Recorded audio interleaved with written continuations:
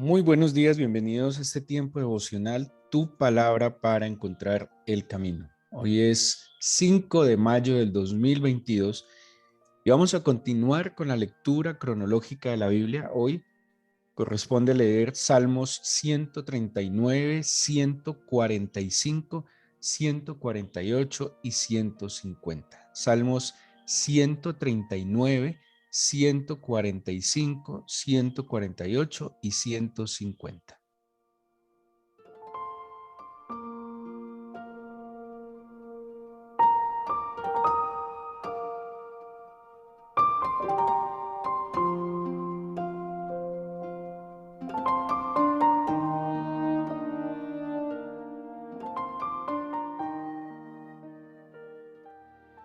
Estamos estudiando un bloque de salmos de David, y les recuerdo, estamos en la lectura cronológica de la Biblia y veníamos estudiando la vida de David.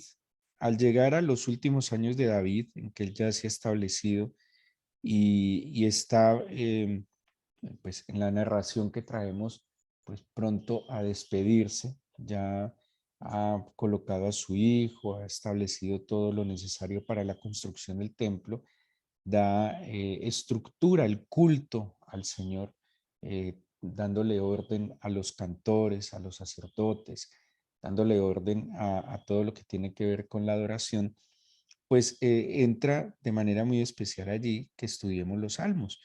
Pues los salmos va a ser parte del contenido al culto al Señor. Los que asisten a alguna iglesia, pues sabemos que nuestros cultos tienen un ministerio de la palabra, donde hay una enseñanza de la Biblia, pero también hay un momento de alabanza de adoración, que se entonan cánticos, alabanzas, himnos, y por eso entra en esta cronología, pues muy importante estudiar lo más detallado posible los salmos. Los salmos son cánticos de alabanza, son también expresiones de confianza al Señor, son expresiones de adoración, son también en algunos casos algunos, digámoslo así, quejas, lamentos, clamores delante del Señor, súplicas, y estamos en un bloque específicamente de cánticos de alabanza.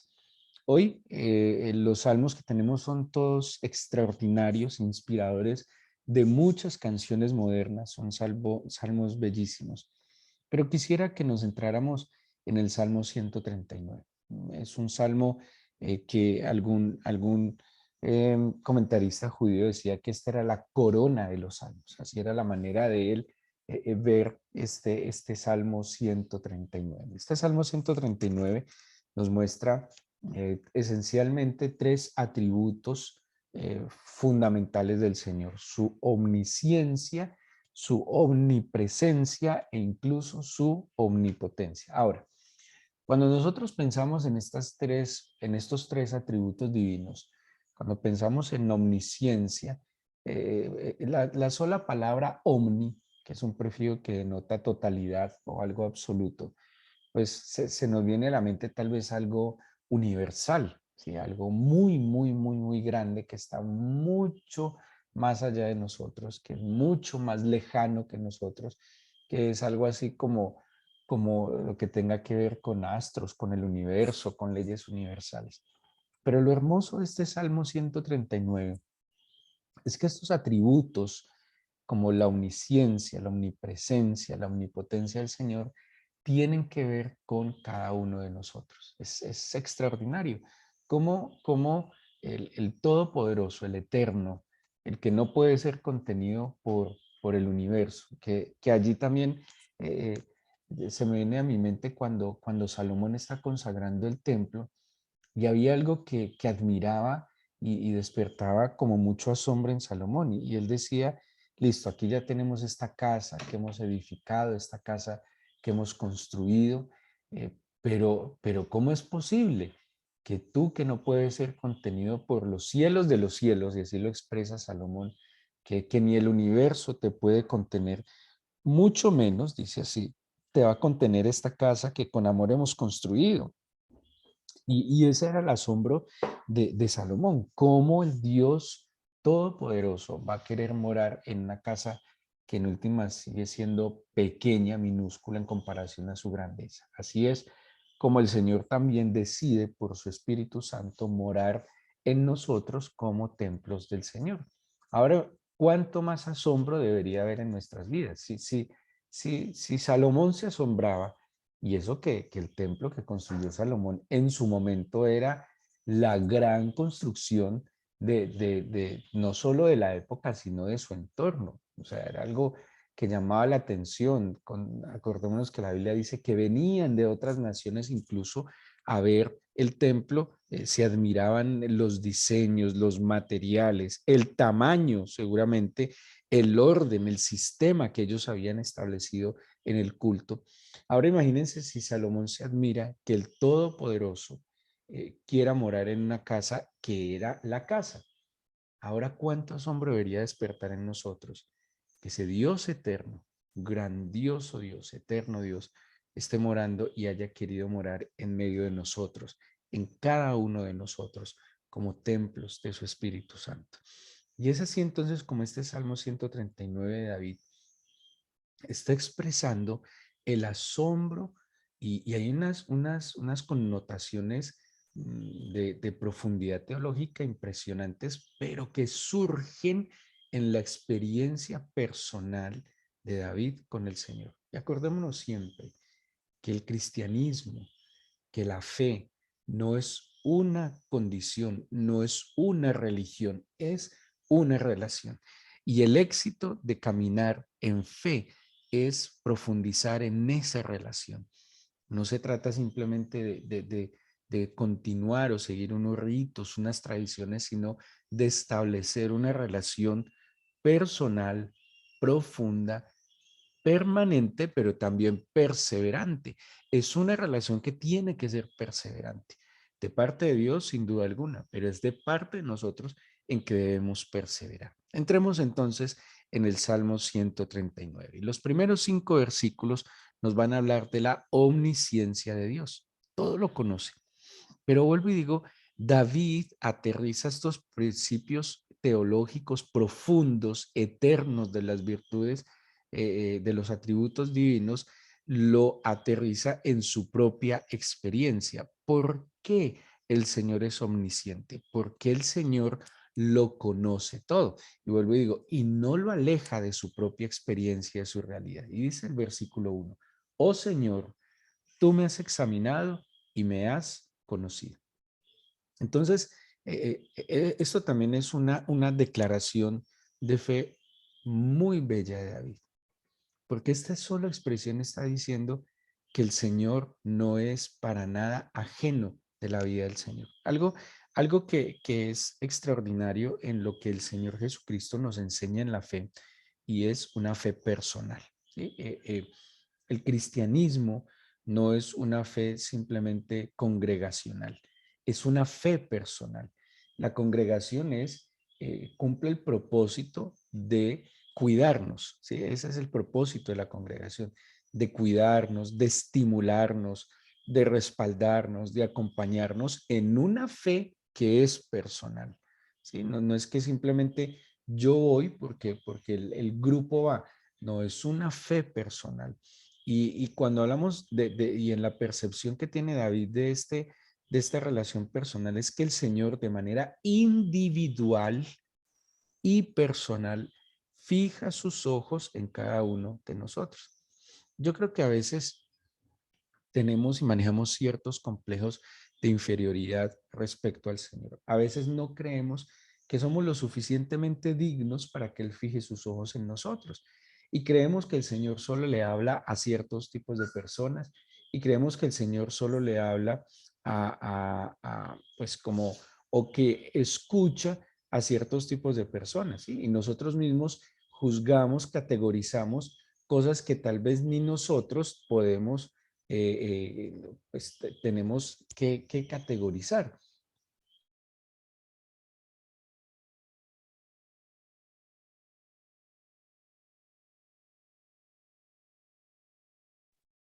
Cuando David dice entonces, has examinado y conocido reconoce que el Señor de manera personal, individual y particular se fija en cada uno de nosotros. Y la dignidad de que el Señor ponga sus ojos sobre cada uno de nosotros viene de Él. Él es el que nos dignifica. Es su gracia, es su bondad, es su amor, es su misericordia, lo que hace que Él nos dignifique. Y David dice, me has conocido, me has examinado. Bueno, ¿por qué me has conocido? Porque me has examinado. Versículo 2.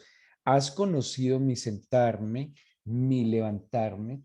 Has entendido desde lejos mis pensamientos, has escudriñado mi andar y mi reposo, y todos mis caminos te son conocidos. ¿Saben qué está expresando aquí David?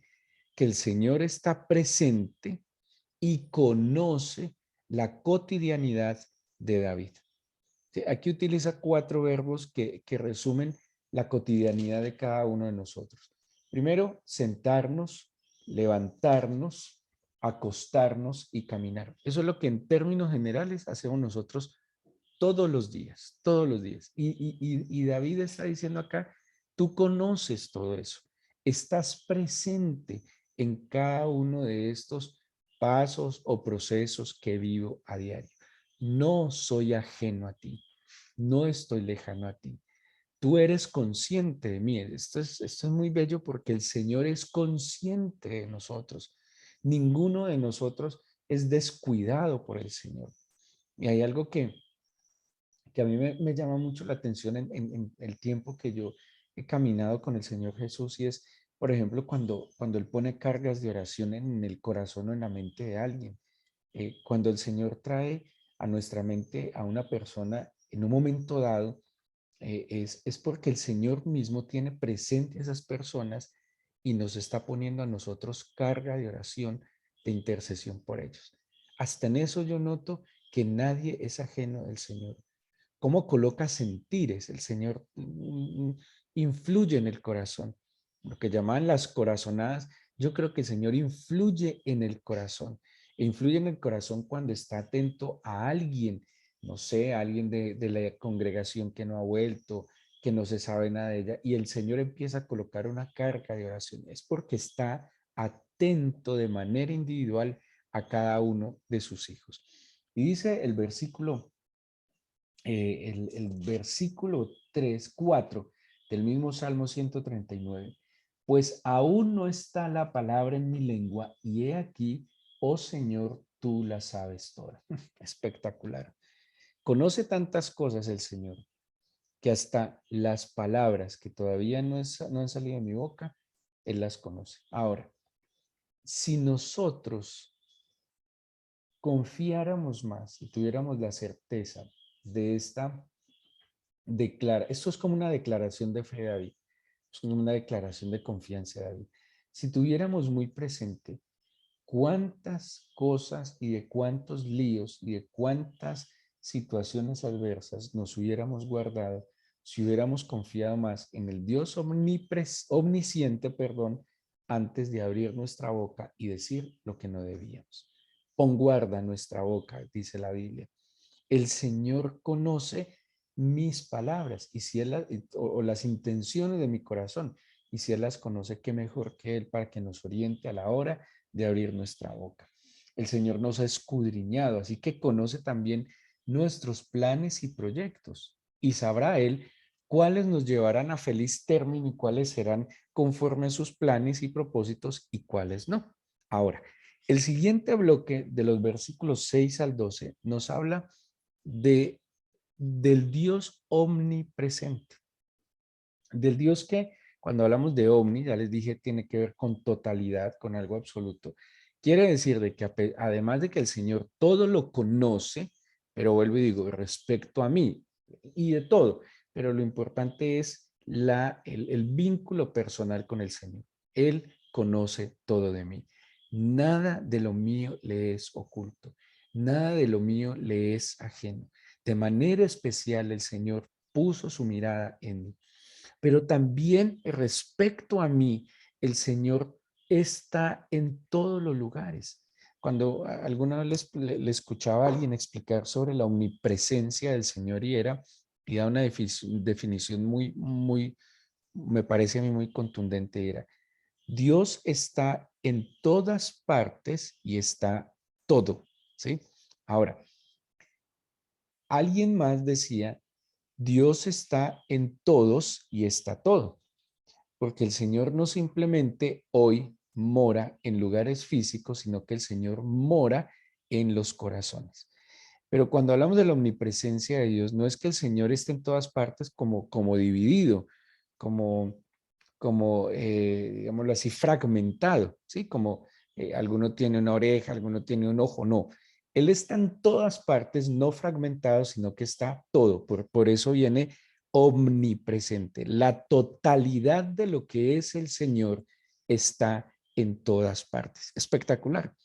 Pero cuando vuelvo y digo, pensamos en esa omnipresencia, que la totalidad del Señor está en todas partes, a mí por lo menos me pasa que se me venía a la mente pensar en lo macro, en lo más grande. Pero aquí David nos lo aterriza y dice: tú estás presente en toda mi vida. Y dice a partir del versículo 6, tal conocimiento, perdón, del 5: detrás y delante me rodeaste y sobre mí pusiste tu mano. Tan bello, me rodeaste. Adelante y atrás me rodeaste. O sea, tú estás presente en todas las áreas de mi vida. Estás presente en todos los momentos de mi vida. Estás presente en todos los lugares de mi vida, porque estás en mí y estás todo. Dice el versículo 6: tal conocimiento es demasiado maravilloso para mí. Alto es, no lo puedo comprender. Y empieza a preguntarse David: ¿a dónde me iré de tu espíritu? ¿Y a dónde huiré de tu presencia? ¿Sí? ¿A dónde pudiera estar lejos de ti? ¿A dónde pudiera yo huir de tu presencia? Y empieza a describir unos lugares que de alguna manera son extremos. Por ejemplo, si subiere a los cielos, allí estás tú. Y el otro extremo que plantea es: y si en el Seol hiciere mi estrado, he aquí, allí tú estás. O sea, o en el cielo o en las profundidades, allí estarías tú conmigo. Versículo 9: si tomare las alas del alba y habitar en el extremo del mar. Por ejemplo, en ese versículo 9 está tomando dos extremos, el oriente y el occidente. El alba es el lugar de donde va a salir el sol, el oriente, y si ustedes se ubican geográficamente en Israel, hacia el oriente queda tierra de donde sale el sol, pero hacia el occidente estaba lo que en la Biblia se llama como el mar grande, que sería el mar Mediterráneo. O sea, para la mentalidad del escritor bíblico, había al oriente tierra y de allá venía el sol, y al occidente había agua, porque en lo que conocían en ese momento solo podían entender que el agua, que el mar estaba a su izquierda, ¿sí? Al occidente. Para nosotros tenemos mar al oriente, al norte, al occidente. Entonces es como más difícil comprenderlo. No, para ellos dos extremos sería decir el alba, de donde sale el sol, oriente, y el extremo del mar hacia el occidente. Entonces mire que aquí está diciendo David: a donde yo fuere, si subiera a lo más alto, si fuera a lo más profundo, si fuere a lo más extremo de mi derecha o si fuera a lo más extremo de mi izquierda, allí estarás tú. Dice, versículo 10, aún allí me guiará tu mano y me asirá tu diestra. Uf, espectacular, espectacular. Y vuelvo y le digo, no lo está diciendo como un concepto macroteológico, lo está diciendo como un concepto personal y no un simple concepto, sino su realidad. Tú estás conmigo presente siempre. Siempre estás conmigo presente. Si yo soy el lugar donde mora el Espíritu Santo, también hay que tenerlo presente para saber a dónde voy, porque a donde yo voy estoy llevando la presencia del Señor. Claro, a donde yo voy estoy llevando bendición, sin duda alguna. A donde yo voy tengo que estar llevando la luz del Señor. Pero también hay que saber a dónde voy, porque hay lugares donde no es justo que el Señor vaya conmigo, ¿sí? Y no hay manera de decir: Señor, quédate en la casa, que voy a ir a un lugar donde tú no deberías ir, ¿sí? O sea que también eso implica entender que somos santos, que somos apartados y que en nosotros mora el Espíritu del Señor. Versículo 11. Si dijera, ciertamente las tinieblas me encubrirán, aún la noche resplandecerá alrededor de mí. Aún las tinieblas no encubren de ti y la noche resplandece como el día. Lo mismo te son las tinieblas que la luz. Uf, espectacular. Saben incluso que, que yo me imagino que un científico podría disfrutar mucho este Salmo 139 y admirarse un poco de todos los planteamientos que hace David de conceptos científicos, ¿sí? Aquí está planteado cosas universales, la luz, el sonido, las tinieblas, y cómo el Señor interviene incluso en estos fenómenos físicos. O sea, no hay tinieblas que me oculten, aún en las tinieblas estaría tu luz, y para ti las tinieblas no son nada, las tinieblas resplandecen. En él no hay sombra de variación, dice la Biblia, en él no hay tiniebla alguna, no hay oscuridad alguna. No puedo ocultarme de ti, Señor. Todo está presente delante de ti. No hay manera, claro, seguramente, y eso lo entienden en la Biblia, para uno pecar, lo primero que tiene que hacer es darle la espalda al Señor. Nadie va a pecar de frente al Señor. Pero aún dándole la espalda al Señor para pecar, ahí estaría Él, porque Él está conmigo y nada de mi vida es oculto delante de Él. Ahora, ¿cómo nos va a mostrar David eh, el Dios omnipotente?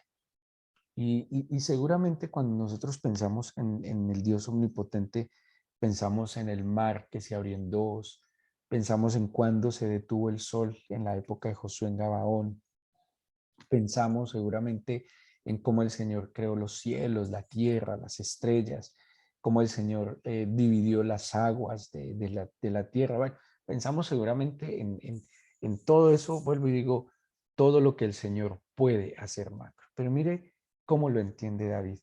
Dice el versículo 13, tú formaste mis entrañas, tú me hiciste en el vientre de mi madre. Te alabaré porque formidables, maravillosas son tus obras. Estoy maravillado y mi alma lo sabe muy bien. No fue encubierto de ti mi cuerpo, bien que en oculto fui formado y entretejido en lo más profundo de la tierra.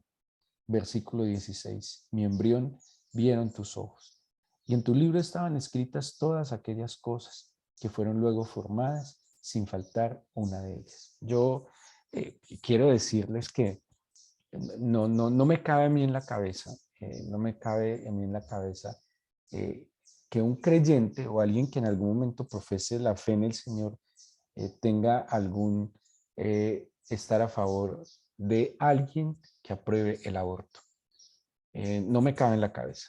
Esto es muy claro en el Salmo 139. El Señor es el creador de la vida, el formador de la vida. Y podríamos esgrimir todos los argumentos sociales, científicos sobre la causa del embarazo. La causa del embarazo puede ser por amor de un hombre y una mujer que se aman y cumplen el mandato divino de procrear. Un embarazo también puede venir por una relación pecaminosa, sin duda alguna, y muy triste y lamentable puede venir por un abuso, sin duda alguna, pero, pero nosotros no somos dueños de la vida y no le compete al ser humano quitar la vida. Y un país donde es ley y se autoriza quitar la vida al más inofensivo, el que no lo pidió ni por las pasiones o desenfrenos de otros y tampoco por el pecado del otro. Y yo creo que hay cosas, claro, hay que hilarlas muy delgado, pero lo que yo digo es que un creyente no puede estar a favor de alguien que esté a favor del aborto y de la muerte. No tiene sentido. Eso no es ningún cambio para un país. Eso no es ninguna transformación. Mentiras, eso sí es cambio para un país. Y eso sí es transformación para un país. Cuando un país eh, cae en esto, eso es el augurio de la decadencia, del desastre que puede venir a una nación. No sé si En estos días en noticias vieron que en Estados Unidos están echando para atrás la legalización del aborto. Y nosotros, jactándonos de ser un país muy progresista, ahora se apoya, se legalizó el aborto en un momento, en cualquier momento es trágico, pero lo que están haciendo ahora es un vil asesinato. Y, y todos defendiendo la postura de la mujer, y eso es muy delicado. Yo creo que hay otros métodos, otros medios para evitar estas situaciones, mayor seguridad, mejor educación, más equidad, más justicia de oportunidades. Evitaría lo que le pasa a la mujer y no simplemente aprobar el aborto. Y en esto, miren lo que dice aquí David, asombrado. Es que mi embrión vieron tus ojos. Eso es muy fuerte, muy fuerte. O sea que el embrión del que se está formando en el vientre ve al Señor, porque dice, mi embrión vieron tus ojos. O sea, usted lo puede tomar en dos sentidos. O el Señor miró ese embrión, o ese embrión vio a los ojos del Señor. Lo que sea, hay vida. Lo que sea, hay una relación eterna que se estaba formando ahí. ¿Qué derecho tiene el ser humano de interrumpirla? Y David está asombrado, dice, Señor, y me formaste, y me hiciste, y agradecida. Miren, si personas que por cualquier circunstancia y dificultad genética nacieron con alguna limitación física, lo agradecen. Hay personas que por alguna situación nacieron con un problema en sus ojitos, en sus oídos, en su caminar, y lo agradecen y lo disfrutan. Conocemos personas limitadas desde el nacimiento que no se quedaron allí, sino que agradecieron y entendieron que tenían cerebro, que funcionaba, que tenían corazón y que así no tuvieran las dos manos o las dos piernas, podían hacer mucho y agradecían. ¿Cuánto más nosotros que tenemos los 20 dedos en nuestro cuerpo, las dos piernas, las dos manos, y todo está en su lugar? Y dice David, estoy maravillado, no faltó nada, Señor, gracias. Y a veces entramos en complejo que porque la oreja salió más grande que la otra, que porque no somos suficientemente altos, que porque no somos suficientemente bellos, tal vez según los estándares de esta sociedad, pero estamos completos y es suficiente motivo para alabar, para bendecir, para honrar al Señor. Y es lo que dice David, yo estoy maravillado, no faltó nada de lo que tú hiciste en mí. Te agradezco porque maravillosas, porque formidables son tus obras. Dice el versículo 7, cuán preciosos me son, oh Dios, tus pensamientos, cuán grande es la suma de ellos. Luego vienen unos versículos de imprecación, o sea, como de David quejándose contra algunos enemigos. Seguramente es como una defensa, porque al final dice el versículo 23 y 24, examíname, oh Dios, conoce mi corazón, pruébame, conoce mis pensamientos y mira si hay camino de perversidad y guíame por el camino eterno. David concluye, después de hablar de los enemigos, de los que los juzgan, dice, ¿sabes qué? Examíname a mí, pruébame. Y si no estoy bien, encamíname. Qué oración tan humilde. Y qué bueno que esa sea nuestra oración hoy. A propósito, les recomiendo el Romanos capítulo 8, tiene que ver versículos 38 y 39, Romanos 8, 38 y 39, tiene que ver mucho con este Salmo 139. Qué bueno que nosotros hoy, como les decía, sea esa nuestra oración, que Él examine nuestro corazón, que, que pruebe nuestros caminos. Y si hoy nuestro camino no es coherente y conforme al suyo, que traiga luz y que traiga dirección. Vamos a orar y entregar este día al Señor.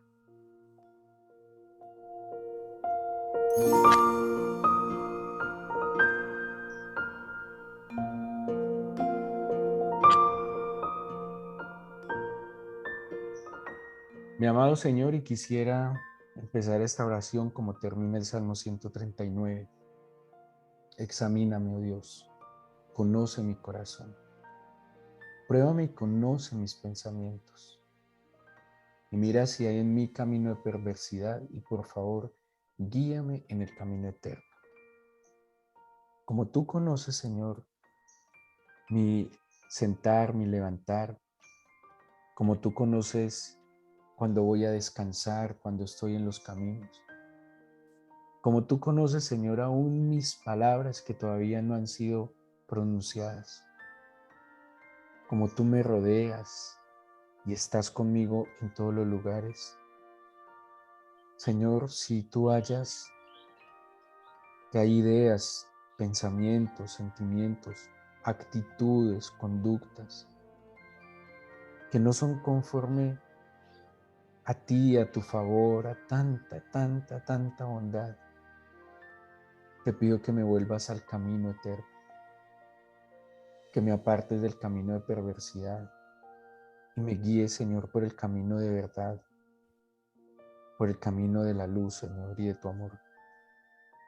Apártame, Señor, del hombre inicuo, apártame del perverso, que se jacta en su corazón, Señor, aún en ir en contra tuya, que se jacta en su corazón, Señor, de desafiarte. Qué orgulloso, vanidoso y soberbio es el ser humano cuando te desafía. Apártame, Señor, no me permitas seguir el camino del malo, sino buscar la senda de la verdad y de la justicia. Yo te pido que bendigas hoy a tus hijos, que les acompañes, les apartes, les cuides del mal, del peligro, y que tú les rodees, como dice este salmo. Rodéalos por delante, por detrás. Rodéanos, Señor, por encima, por debajo, a nuestros lados. Que tu presencia sea manifiesta hoy siempre. Te bendigo por darnos tu palabra y escuchar nuestra oración. En el nombre de Jesús. Amén.